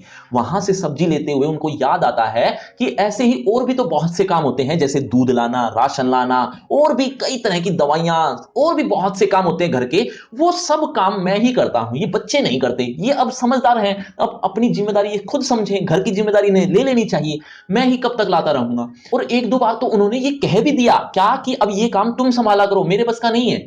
तो बच्चे क्या करते हैं, बच्चे एक दूसरे पर डाल देते हैं कि ये काम तू कर, वो मैं क्यों करूं, इस तरह की लड़ाई सी हो जाती है। तो यशोधर बाबू ने सोचा कि ठीक है रहने दो, तुम तो रहने दो, मैं ही कर दूंगा, कम से कम लड़ाई तो नहीं होगी तुम्हारी। 1-2 बार बच्चों ने ये भी कह दिया कि अब इन कामों के लिए तो कम से कम नौकरी रख लो, तुम क्यों कर रहे हो, या हमें क्यों कह रहे हो, नौकर रख लो, अगर नौकर आएगा उसकी जो सैलरी बनेगी मैं दे दूंगा। इस तरह से कहते हैं बच्चे। अब ये बात यशोधर बाबू को याद आती है कि ऐसे ही और भी बहुत से काम इन्होंने अपने पैसों से किए हैं। तब मुझे जो सुनने को मिला है वो हद ही थी। जैसे फॉर एग्जांपल एक बार टीवी ले आया बड़ा बेटा, अपने पैसों से ले आया। अब टीवी ले आया, लगाते हुए ये कहा कि देखो इसे मैं ही देखूंगा, मेरी फेवरेट का चलेगा, क्योंकि ये मैं अपने पैसों से लेकर आया हूं। इस तरह से सुनाता है एक पिता को भी, अपने परिवार में भी, बेटा। तो अब ये बात जब वो सोचते हैं, यानी यशोधर बाबू जब ये बात सोचते हैं कि जब ये नौकर को पैसे देगा तो नौकरी भी वो अपनी खुद की करवाएगा, हमारे लिए तो क्या होगा वो नौकर। तो ऐसा वो सोचते हुए अपनी पत्नी को ये बात कहते हैं। पत्नी क्या जवाब देती है वो सारी बातें हम आगे पढ़ेंगे, फिलहाल जितना समझा वो पढ़ लेते हैं। प्रवचन सुनने के बाद यशोधर बाबू सब्जी मंडी गए।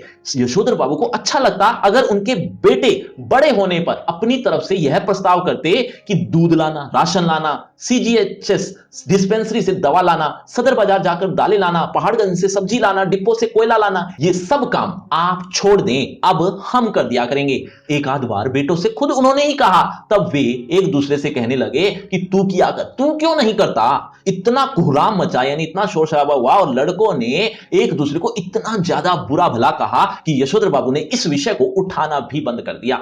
जब से बेटा विज्ञापन कंपनी में बड़ी नौकरी पा गया है, तब से बच्चों का इस प्रसंग में एक ही वक्तव्य है, बब्बा हमारी समझ में नहीं आता कि इन कामों के लिए आप एक नौकर क्यों नहीं रख लेते, ईजा को भी आराम हो जाएगा। ईजा मतलब चोट, थकान, यानी आपको भी आराम हो जाएगा, थकान नहीं होगी। कमाओ बेटा नमक छिड़कते हुए यह भी कहता है कि नौकर की तनख्वाह मैं दे दूंगा। यशोधर बाबू को यही समहाउ इम्प्रॉपर मालूम होता है कि उनका बेटा अपना वेतन उनके हाथ में नहीं रखे, मतलब जो सैलरी आती है कम से कम एक बार पिता को दे दे, पिता अब आगे दे देंगे आपको, यानी कि ये एक तरह का एक सम्मान होता है। हालांकि बेटे के हाथ में भी वेतन नहीं आता, वेतन आता है सीधा बैंक में, तो कम से कम एक ज्वाइंट अकाउंट ही खुलवा ले, तो ऐसा पिता सोचता है। आगे क्या होता है देखिए, यशोधर बाबू को यही समहाउ इम्प्रॉपर मालूम होता है कि उनका बेटा अपना वेतन उनके हाथ में नहीं रखे। यह सही है कि वेतन स्वयं बेटे के अपने हाथ में भी नहीं आता, अकाउंट ट्रांसफर द्वारा बैंक में जाता है। लेकिन क्या बेटा बाप के साथ ज्वाइंट अकाउंट नहीं खोल सकता था?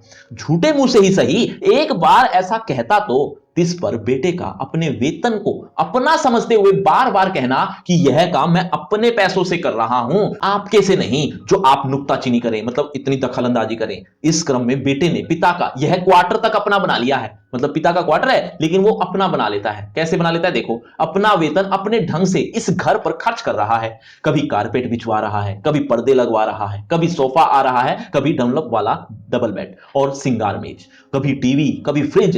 क्या हुआ यह? और ऐसा भी नहीं कहता कि लीजिए पिताजी मैं आपके लिए यह टीवी ले आया, कहता यही है कि मेरा टीवी है, समझे, इसे कोई न छुआ करे। क्वार्टर ही उसका हो गया, यह अच्छी रही। अब इनका एक नौकर भी रखो घर में, इनका नौकर होगा तो इनके लिए ही होगा, हमारे लिए तो क्या होगा, ऐसा समझाते हैं यशोधर बाबू घरवाली को। काम सब अपने हाथ से ही ठीक होते हैं, नौकरों को सौंपा, कारोबार चौपट हुआ, कहते हैं यशोधर बाबू। पत्नी सुनती है मगर नहीं सुनती, पर सुनकर अब चिढ़ती भी नहीं, मतलब सुनकर भी अनसुना कर देती है। अब तो वो चिढ़ती भी नहीं क्योंकि वो रोज का ही मामला हो गया है, तो वो अनसुना कर देती है।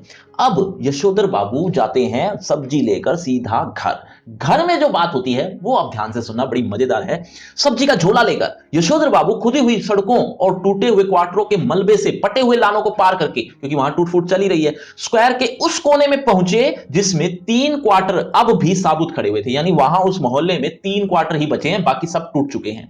और उन 3 में से कुल 1 को अब तक एक सिलसिला आबाद किए हुए है, यानी यशोधर बाबू वहां रह रहे हैं। बाहर बदरंग तख्ती में, बदरंग यानी मैला सा कलर, तो बाहर बदरंग तख्ती में उनका नाम लिखा है, नाम लिखा है वाई.डी. पंत।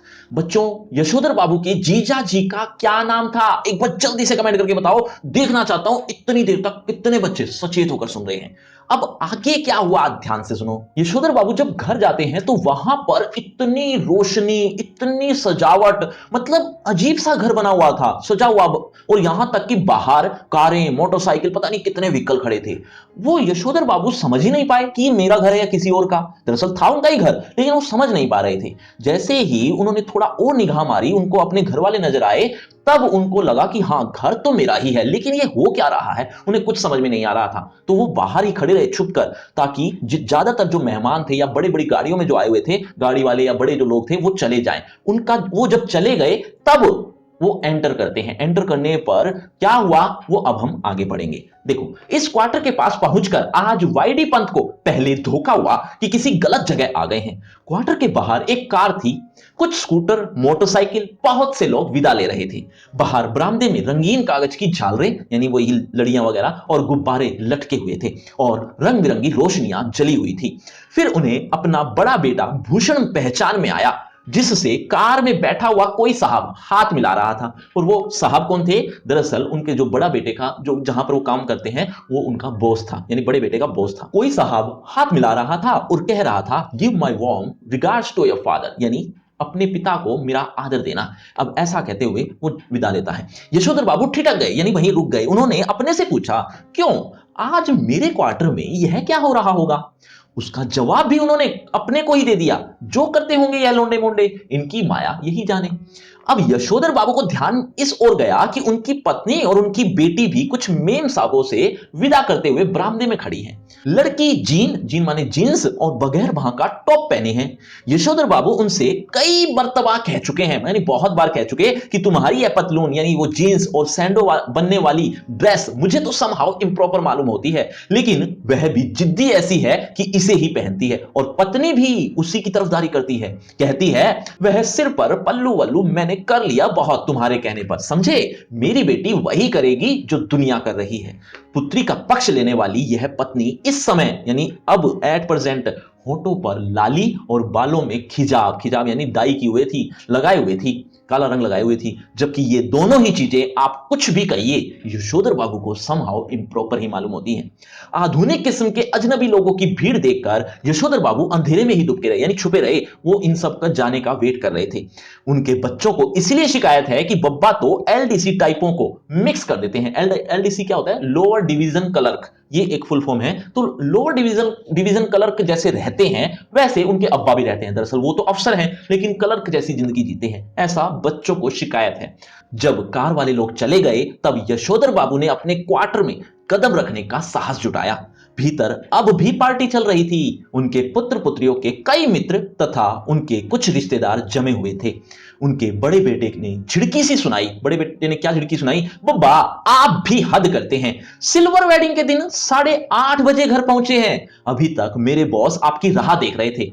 अब ये बात बेटा कह तो रहा है लेकिन बेटे ने बताया तो नहीं, कम से कम बताता तो सही पिता को कि आज आपकी सिल्वर वेडिंग है, आपकी सिल्वर वेडिंग की हम पार्टी करेंगे या बॉस को मैं बुलाऊंगा। ये इस तरह की कोई बात नहीं की, लेकिन वो बिना वजह अपने पिता को ऐसी बात कह देता है। अब यशोधर बाबू क्या कहते हैं? हम लोगों के यहां सिल्वर वेडिंग कब से होने लगी है? यशोधर बाबू ने शर्मीली हंसी हंस दी, मतलब शर्माते हुए उन्होंने ये बात कह दी, यानी हंसकर वो बात टाल दी और ये कह दिया कि सिल्वर वेडिंग हमारे यहां कब से मनाने लगे। तो अब ये बात सुनकर एक व्यक्ति ने जवाब दिया। वो कौन था वो मैं थोड़ी देर में बताता हूं, लेकिन वो क्या जवाब दिया? ये जवाब था, जब से तुम्हारा बेटा 1,500 माहवार यानी 1,500 सैलरी महीने की कमाने लगा तब से ये सिल्वर वेडिंग भी होने लगी है। यह टिप्पणी किसकी थी? यह टिप्पणी थी चंद्रदत्त तिवारी की, जो इसी साल SAS पास हुआ है और दूर के रिश्ते से यशोधर बाबू का भांजा लगता है। यशोधर बाबू को अपने बेटों से तमाम तरह की शिकायतें हैं, लेकिन कुल मिलाकर उन्हें यह अच्छा लगता है कि लोग बाग उन्हें ईर्ष्या का पात्र समझते हैं, मतलब लोग उनसे ईर्ष्या करते हैं। ये थोड़ा बहुत अच्छा लगता है। क्यों? क्योंकि उनके बेटे की 1,500 माह यानी महीने की सैलरी है। ये बात जब लोगों को पता चलती है तो लोग ईर्ष्या भी करते हैं, तो कुछ ना कुछ अच्छा फील होता है यशोधर बाबू को। भले ही उन्हें भूषण का गैर सरकारी नौकरी, भूषण यानी उनका बड़ा बेटा, भूषण का गैर सरकारी नौकरी करना समझ में न आता हो, तथापि वह यह बखूबी समझते हैं कि इतनी छोटी उम्र में 1,500 माहवार यानी 1,500 महीने की सैलरी तो मिल ही रही है, प्लस कैनवेंस अलाउंस यानी कि आने जाने का खर्चा, एंड तुम्हारा अदर पर्क्स पा जाना। अदर पर्क्स यानी अन्य प्रकार की जो सुविधाएं होती हैं वो भी मिलती हैं। कोई मामूली बात नहीं है। इसी तरह भले ही यशोधर बाबू ने बेटों की खरीदी हुई हर नई चीज के संदर्भ में यही टिप्पणी की हो कि यह क्या हुई, मतलब हर बात को वो गलत ही ठहराते हैं कि ये भी क्या बात हुई। जैसे फॉर एग्जांपल फ्रिज ले आए, बेटे फ्रिज ले आए तो क्या किया उन्होंने फ्रिज को समहाउ इम्प्रॉपर बताया, यानी गलत ही ठहराया। क्यों? क्योंकि उनका मानना था कि ये दो चीजों के काम के लिए है। क्या? कि एक तो जो भोजन बना दिया गया उसको यहां पर रख लो और अगली शाम को या 2-4-5 घंटों के बाद खाओ, ये सही वैसा का वैसा रहता है। अब बासी खाना खाकर कौन सी सेहत अच्छी होने वाली है? एक काम तो ये आएगा जो कि गलत है, दूसरा इसमें ठंडा पानी होगा जो कि गला पकड़ लेगा यानी बीमार ही करेगा। तो ये दो काम कोई अच्छे थोड़ी हैं, तो वो फ्रिज को अच्छा नहीं मानते। लेकिन जब कोई मेहमान आता है ना, कोई साधारण मेहमान, वो मेहमान इस फ्रिज का जब ठंडा पानी पीता है ना तो अपने आप को धन्य महसूस करता है और बहुत अच्छा मानता है। तो यशोधर बाबू उस चीज को लेकर खुश होते हैं। मतलब कहने का मतलब कुछ ऐसी चीजें हैं जो यशोधर बाबू को पीछे खींचती हैं कि ये गलत है, लेकिन कुछ ऐसी चीजें भी होती हैं उन्हीं चीजों को लेकर कि ये अच्छी भी हैं कहीं ना कहीं। तो इस तरह के द्वंद्व में, असमंजस में वो उलझे ही रहते हैं। कुछ अच्छा लगता है कुछ बुरा, इस तरह से ही उनके मन में ख्यालात चलते रहते हैं। यानी एक तरह से नया उनको खींचता तो है लेकिन पुराना छोड़ता नहीं उन्हें, तो वो इन दोनों के बीच लगे रहते हैं। तो ऐसा ही कुछ लिखा हुआ था यहां आगे, वही अब हम पढ़ने वाले हैं। देखो, समहाउ मेरी तो समझ में आता नहीं इसकी क्या जरूरत थी, तथापि उन्हें कहीं इस बात से थोड़ी खुशी भी होती है कि इस चीज के आ जाने से उन्हें नया दौर के मान लिया जाता है। हालांकि उनको गलत लगता है, निश्चय ही ये गलत है, लेकिन मानकों के अनुसार बड़ा आदमी मान लिया जाता है कि वो बड़े आदमी बन रहे हैं। मिसाल के लिए जब बेटों ने गैस का चूल्हा जुटाया तब यशोधर बाबू ने उसका विरोध किया और आज भी वह यही कहते हैं कि इस पर बनी रोटी मुझे तो समहाउ रोटी जैसी लगती नहीं। तथापि वह जानते हैं कि गैस न होने पर, कि अगर उनके घर में गैस ना हुआ तो गैस न होने पर वह इस नगर में चपरासी श्रेणी के मान लिए जाते। इसी तरह फ्रिज के संदर्भ में आज भी यशोधर बाबू यही कहते हैं कि मेरी समझ में आज तक यह नहीं आया कि इसका फायदा क्या है। बासी खाना खाना अच्छी आदत नहीं ठहरी और यह ठहरा इसी काम का कि सुबह बना बना के रख दिया और अगले दिन खाया। बच्चों, एलडीसी की फुल फॉर्म क्या बताई थी मैंने, एक बार जल्दी से कमेंट करके बताओ। देखना चाहता हूं कितने बच्चे अभी तक भी ध्यान से सुन रहे हैं। आगे देखो, इसमें रखा हुआ पानी भी मेरे मन को आता नहीं है, यानी गला पकड़ लेता है। कहते हैं मगर इस बात से संतुष्ट होते हैं कि घर आए साधारण हैसियत वाले मेहमान इस फ्रिज का पानी पीकर अपने को धन्य महसूस करते हैं या धन्य अनुभव करते हैं। अब ऐसा ही कुछ यहां पर भी लिखा हुआ है कि यशोधर बाबू के जन्मदिन पर जहां कभी लड्डू तक भी नहीं आए, वहां अब उनकी सिल्वर वेडिंग मनाई जा रही है और अलग अलग तरह की मिठाइयां, यहां तक कि घर सजाया गया है। ये सारी चीजें हो रही हैं। तो मतलब बेशक वो इन चीजों को समहाउ इम्प्रॉपर कहते हो, लेकिन एक तरह से वो ये भी सोचते हैं कि कहीं ना कहीं मेरा लेवल बढ़ रहा है। बात वही कि नया उनको खींचता तो है लेकिन पुराना छोड़ता नहीं। ऐसा ही कुछ लिखा हुआ है। देखो, अपनी सिल्वर वेडिंग की यह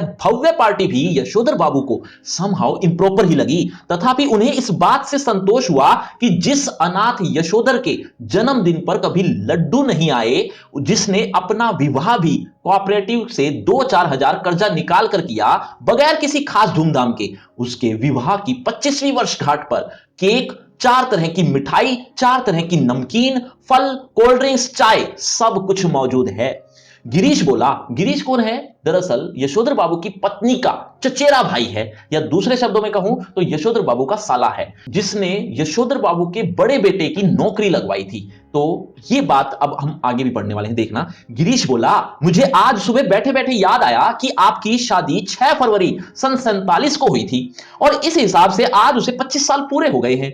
मैंने आपके दफ्तर फोन किया लेकिन शायद आपका फोन खराब था। तब मैंने भूषण को फोन किया। भूषण ने कहा शाम को आ जाइए, पार्टी करते हैं। मैं अपने बॉस को भी बुला लूंगा इसी बहाने।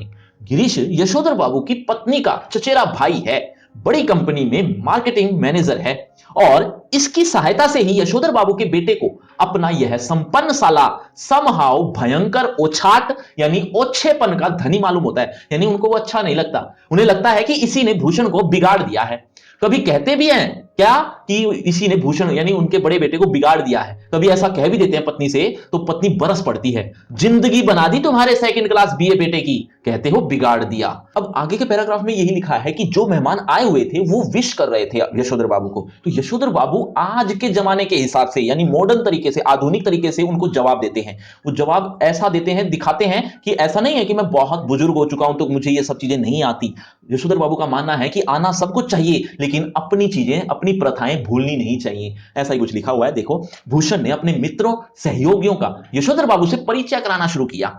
उनकी many happy returns of the day का थैंक यू कहकर जवाब देते हुए जिन लोगों का नाम पहले ही बता दिया गया हो उनकी ओर क्या कहा, वाईडी पंत, यानी अपना परिचय देते हुए क्या कहा, मैं वाईडी पंत हूं, या कभी कभी वो बोल देते हैं होम मिनिस्ट्री, यानी मैं होम मिनिस्ट्री हूं, भूषण फादर, इस तरह की बातें कहकर स्वयं हाथ बढ़ाते हुए यशोधर बाबू ने हर चंद यह जताने की कोशिश की कि भले ही वह संस्कारी कुमाऊनी है ना, क्योंकि वो कुमाऊं में रहे हैं, तो संस्कारी कुमाऊनी बेशक हैं, तथापि विलायती रीति रिवाज से भी भली भांति परिचित हैं। किशनदा कहा करते थे कि आना सब कुछ चाहिए, सीखना हर एक बात ठहरी, लेकिन अपनी छोड़नी नहीं हुई।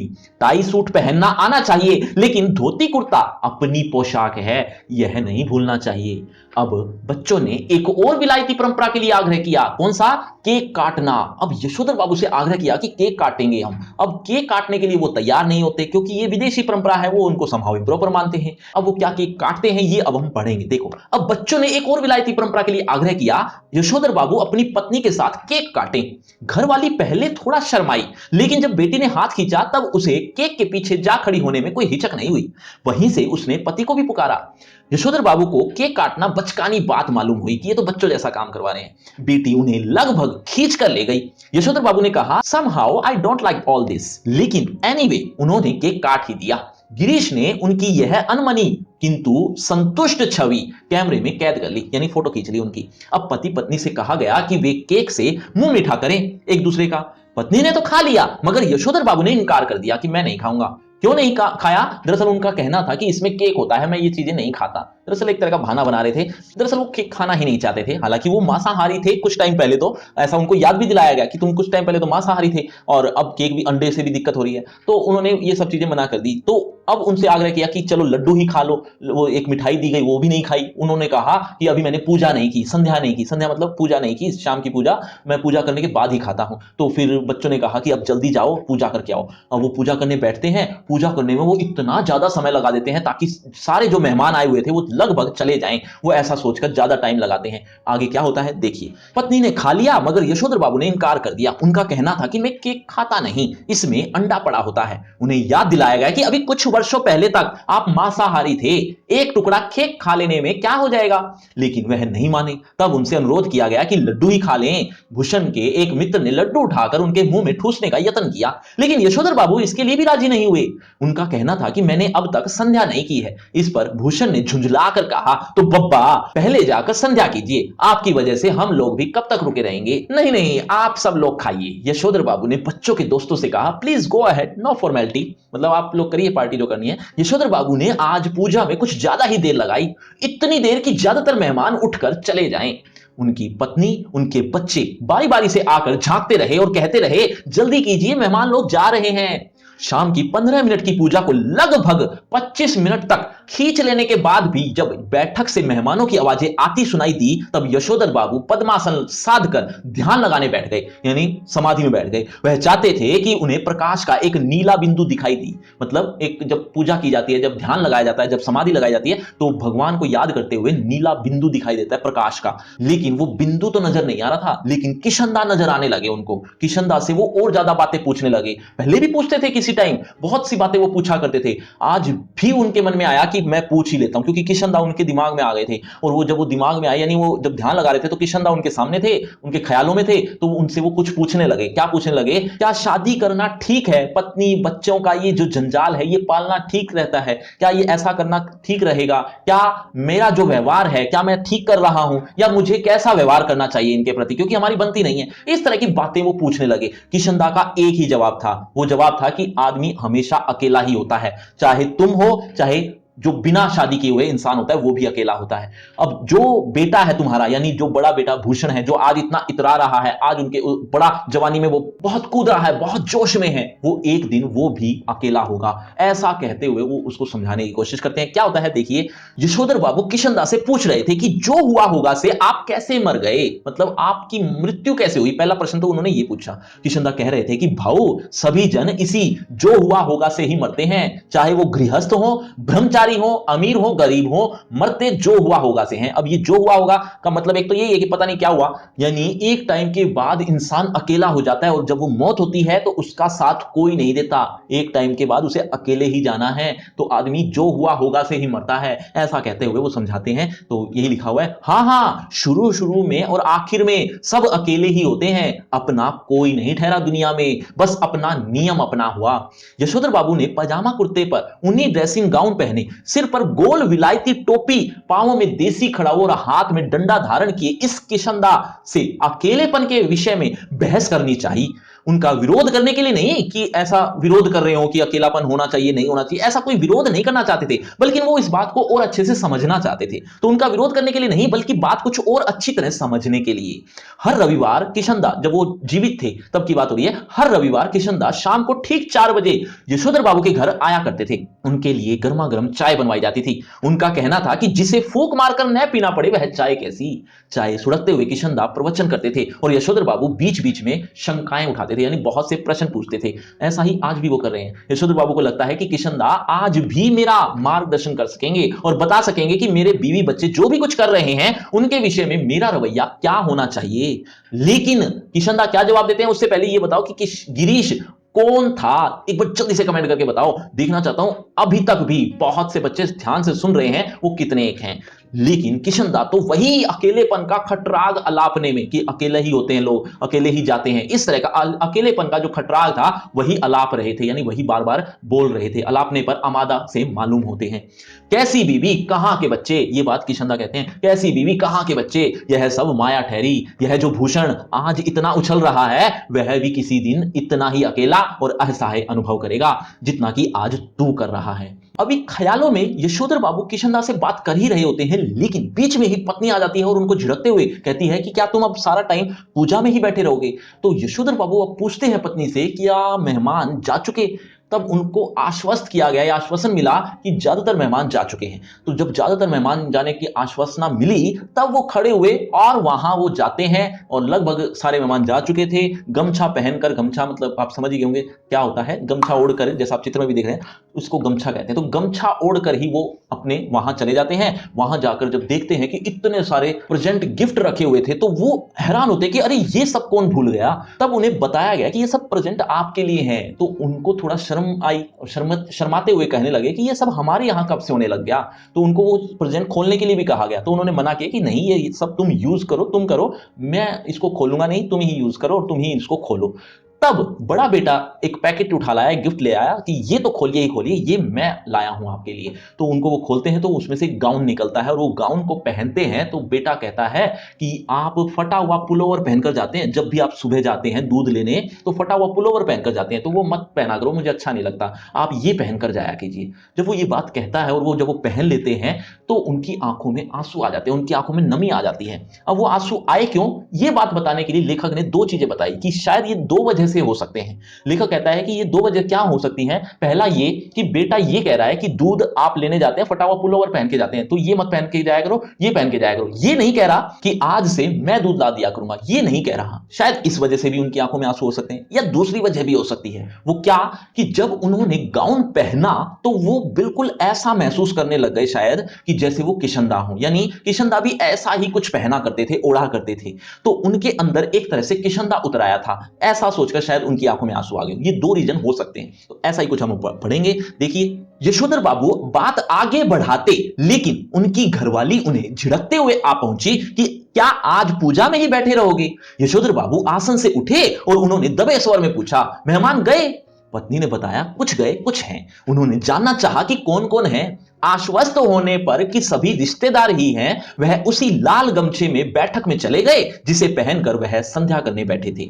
यह गमछा पहनने की आदत भी उन्हें किशनदा से विरासत में मिली है, यानी वो भी ऐसा ही करते थे और उनके बच्चे इसके सख्त खिलाफ हैं। Everybody gone, party over? Yashodhar Babu ने मुस्कुराकर अपनी बेटी से पूछा, अब गोया गमछा पहना रखा जा सकता है, मतलब अब कोई गमछा पहनने में कोई दिक्कत तो नहीं है। उनकी बेटी झल्लाई, यानी थोड़ा गुस्से में हुई, लोग चले गए इसका मतलब यह थोड़ी है कि आप गमछा पहनकर बैठक में ही आ जाए। बब्बा यू आर द लिमिट, यानी आपकी तो हद है। बेटी हमें जिसमें सज आएगी वही करेंगे ना, तुम्हारी तरह जीन पहनकर यानी जींस पहनकर हमें तो सजाती नहीं। यशोधर बाबू की दृष्टि मेज पर रखे हुए कुछ पैकेटों पर पड़ी। बोले, ये कौन भूले जा रहा है? भूषण बोला, आपके लिए प्रेजेंट है, खोलिए ना। इस उम्र में क्या हो रहा है प्रेजेंट प्रेजेंट, तुम खोलो, तुम ही इस्तेमाल करो, कहकर शर्मीली हंसी हंसे। भूषण सबसे बड़ा पैकेट उठाकर उसे खोलते हुए बोला, इसे तो ले लीजिए, यह मैं आपके लिए लाया हूं, उन्हीं ड्रेसिंग गाउन है। आप सवेरे जब दूध लेने जाते हैं बब्बा, फटा हुआ पुलावर पहनकर चले जाते हैं, जो बहुत ही बुरा लगता है। आप इसे पहन के जाया कीजिए। बेटी पिता का पाजामा कुर्ता उठा लाई कि इसे पहनकर गाउन पहने। थोड़ा सा नानुच करने के बाद यशोधर जी ने क्या किया, इस आग्रह की रक्षा की। गाउन का सैश कसते हुए, सैश यानी वो जो फीता होता है आगे, वो कसते हुए उन्होंने कहा, अच्छा तो यह ठहरा ड्रेसिंग गाउन। उन्होंने कहा और उनकी आंखों की कोर में जरा सी नमी चमक गई, यानी उनकी आंखों में आंसू आ गए। यह कहना मुश्किल है कि इस घड़ी उन्हें यह बात चुभ गई कि उनका जो बेटा यह कह रहा है कि आप सवेरे ड्रेसिंग गाउन पहनकर दूध लाने जाया करें, वह यह नहीं कह रहा कि दूध मैं ला दिया करूंगा, या कि इस गाउन को पहनकर उनके अंगों में वह किशनदा उतर आया है जिसकी मौत जो हुआ होगा से हुई। बच्चों आपको लग रहा हो कि यह पार्ट खत्म हो गया, जी नहीं, अभी तो आपको इसी चैप्टर के इंपॉर्टेंट क्वेश्चन, एक्सरसाइज क्वेश्चन और एमसीक्यू टाइप क्वेश्चन भी पढ़ने हैं। लेकिन ये सारी चीजें आपको मिलेंगी कहां? ये सारी चीजें आपको मिलेंगी डिस्क्रिप्शन बॉक्स में सबसे ऊपर लिंक दिया है। एक लिंक का नाम रखा है free crash course for 12th class. इस नाम से आपको एक लिंक मिलेगा, कुछ इस तरह से जैसा आप देख रहे हैं। ये सारी चीजें आपको एक ही पेज पर देखने को मिल जाएंगी। लेकिन उससे पहले होगा आपका इसी चैप्टर से रिलेटेड एक छोटा सा टेस्ट। देखना चाहता हूं कितने बच्चे इस चैप्टर को ध्यान से समझ पाए, और अगर आप इस चैप्टर को अच्छे से समझ चुके हो तो देखे जरा किसने कितना पढ़ा। पहला प्रश्न आपकी स्क्रीन पर यह रहा, सिल्वर वेडिंग कहानी के कथानायक का क्या नाम है? बच्चों हर प्रश्न के बाद आपको 5 सेकंड मिलेंगे आंसर देने के लिए। आप अपना आंसर कमेंट करते रहना, एंड में देखना चाहता हूं किसके कितने आंसर ठीक हुए। सिल्वर वेडिंग कहानी के कथानायक का नाम क्या है? आपके ऑप्शन आपकी स्क्रीन पर। ए यशोधर बाबू, बी भूषण, सी किशनदा, डी चड्डा। आपके 5 सेकंड, 5 4 3 2 1 0 सही उत्तर है ऑप्शन ए यशोधर बाबू। चलिए बच्चों अगले प्रश्न की तरफ। अगला प्रश्न आपकी स्क्रीन पर, यशोधर बाबू सर्वप्रथम किस पद पर नियुक्त हुए? आपके option A boy service, B clerk, C सहायक क्लर्क, डी सेक्शन ऑफिसर। 5 4 3 2 1 0 सही उत्तर है ऑप्शन ए बॉय सर्विस। चलिए बच्चों अगले प्रश्न की तरफ। अगला प्रश्न, किशनदा यशोधर को क्या कहकर बुलाते थे? आपके ऑप्शन ए भाऊ, बी बेटा, सी यशोधर, डी भाई। 5 4 3 2 1 0 सही उत्तर है ऑप्शन ए भाऊ। चलिए बच्चों अगले प्रश्न की तरफ। अगला प्रश्न, यशोधर बाबू के कितने बेटे थे? आपके ऑप्शन ए 1, बी 2, 3 4 5 4 3 2 1 0 सही उत्तर है ऑप्शन सी 3। तो बच्चों ये है आपका रिपोर्ट कार्ड, ध्यान से देख लीजिए, पढ़ लीजिए। और हाँ, आपके टोटल मार्क्स कितने हैं ये कमेंट करना मत भूलना। और आपकी क्लास से रिलेटेड एक फ्री क्रैश कोर्स आ गया जो कि बिल्कुल फ्री है, लिंक आपको डिस्क्रिप्शन बॉक्स में सबसे ऊपर मिल जाएगा। और इस लिंक पर आपको A to Z सिलेबस आपकी क्लास से रिलेटेड एक ही पेज पर देखने को मिलेगा, तो जरूर देखना। और अगर आपको मुझसे बातचीत करनी है तो सभी सोशल मीडिया के लिंक डिस्क्रिप्शन बॉक्स में है, आइए बातचीत करते हैं। शुक्रिया, धन्यवाद।